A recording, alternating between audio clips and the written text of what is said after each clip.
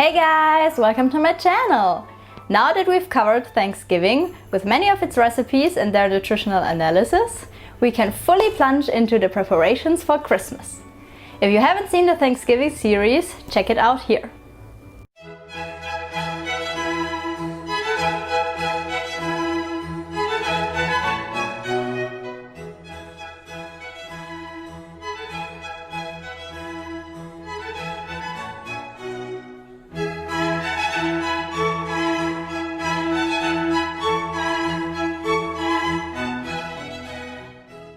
Now we're making 3 different kinds of Christmas cookies for the Advent season. We're going to start with the ones my grandma makes every year. They're called Spritzgebäck in German. However, I don't know if there's an English name for them. If there is, please leave a comment and tell me how they're called. To make the dough, we first need to whisk some butter until it's creamy. Then we'll add some sugar and vanilla sugar and mix it for about a minute. Now we can crack in an egg,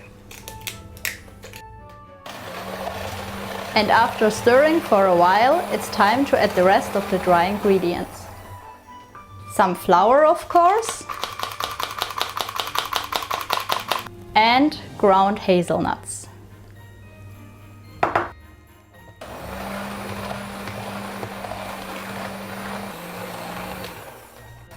After mixing everything together to a cohesive dough, it's time for a quick info break.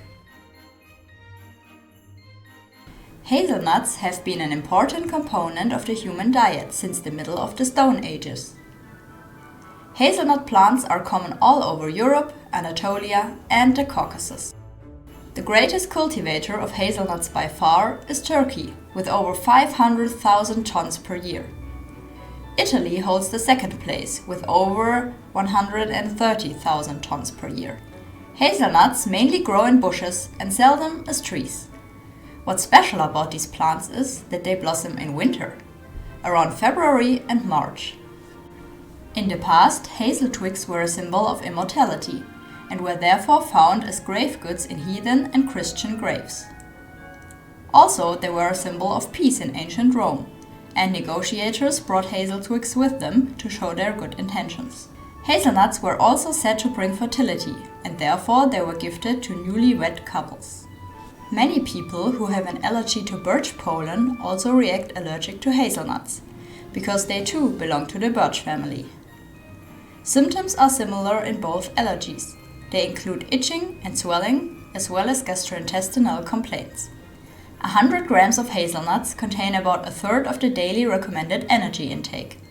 That's a lot.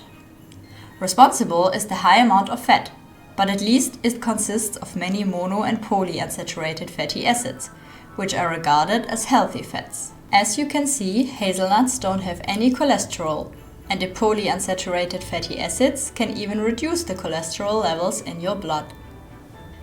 If we look at the relative amounts of the recommended daily intake, we can see that hazelnuts are packed with nutrients. They provide a lot of dietary fiber, which helps to keep the intestine healthy, and quite a good amount of protein. Also, many B vitamins, and especially vitamin E, stand out. Additionally, hazelnuts contain many minerals to a great extent. Welcome back to the kitchen! Now to the fun part. The meat grinder. Don't worry, we're not grinding meat into the dough, but we're using it to form the cookies with these shapes.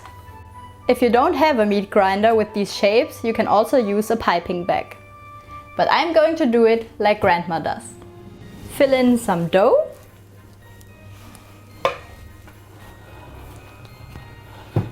And ta-da! Sever the dough at about a finger length, depending on how big you want your cookies to be. And then give free rein to your creativity. We're going to place our cookies on a baking tray covered in baking paper. Then bake them in a preheated oven at 200 degrees Celsius for about 10 minutes.